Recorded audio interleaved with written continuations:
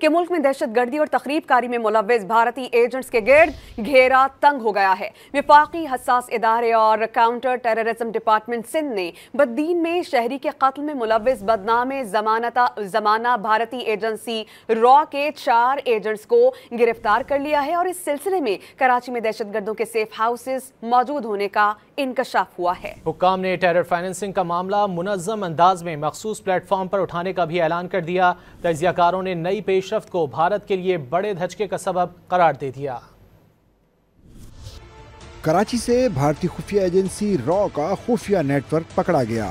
شہر میں safe house کی موجودگی کا انکشاف۔ سی ٹی ڈی نے 8 جولائی کو گرفتار کیے گئے 4 بھارتی ایجنٹس کی دہشت گردی کی کارروائیوں کی سازش بے نقاب کر دی۔ Additional I G C T D Azad Khan نے نشاندہی کی کہ ایجنٹوں کو ٹارگٹ کلنگ کی کارروائی کے لیے خطیر رقم فراہم کی گئی۔ بدین کے 45 سالہ عبد الرحمان کے قتل کی تحقیقات سے را کے نیٹ ورک کا سراغ لگا دیا گیا۔ سی ٹی ڈی نے اور وفاقی حساس ادارے نے بہت زیادہ محنت کی اس کیس میں، اور ٹیکنیکل معلومات کی بنیاد پہ 8 جولائی کو 4 ملزمان عمیر اصغر، سجاد، عبید اور شکیل کو گرفتار کیا۔ تفتیش کے دوران ان کے را سے لنکیجز ثابت ہوئے۔ پریس کانفرنس کے دوران چارٹ کی مدد سے کارروائی کا نقشہ دکھایا اور تمام کرداروں کی ذمہ داریوں کو سمجھایا۔ ملزمان کے روابط، مالی مدد کی تفصیل بھی بتائی۔ اور یہ ثابت ہوا کہ اس ساری کارروائی کا ماسٹر مائنڈ ایک خلیجی ریاست میں رہائش پذیر بھارتی خفیہ ایجنسی کا ایجنٹ اور ہینڈلر سنجیو کمار عرف فوجی یہ ملوث تھا۔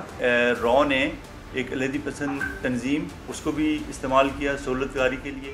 تجزیہ کاروں کے مطابق اس نئی پیش رفت سے بھارتی پراکسیز کو بڑا دھچکا پہنچے گا اور جلد اقوام متحدہ، چین اور افغانستان سمیت دنیا بھر سے دہلی سرکار پر بھرپور پریشر آئے گا۔ اور ہوپفلی وی ول سی کہ فیوچر میں آپ دیکھیں جس طریقے سے انہانسمنٹ ہوگا، کوآپریشن ہوگا بٹوین پاکستان اور یونائٹڈ اسٹیٹس آن ٹیررزم، اس سے یقیناً ان جو پراکسیز کی انڈیا کی ان کو بڑا سیٹ بیک بھی ملے گا، اور اب انڈیا پہ پریشر بھی آئے گا، یونائٹڈ اسٹیٹس کی طرف سے بھی آئے گا، چائنا کی طرف سے بھی آئے گا، ایون افغانستان بھی اس میں شامل ہوگا۔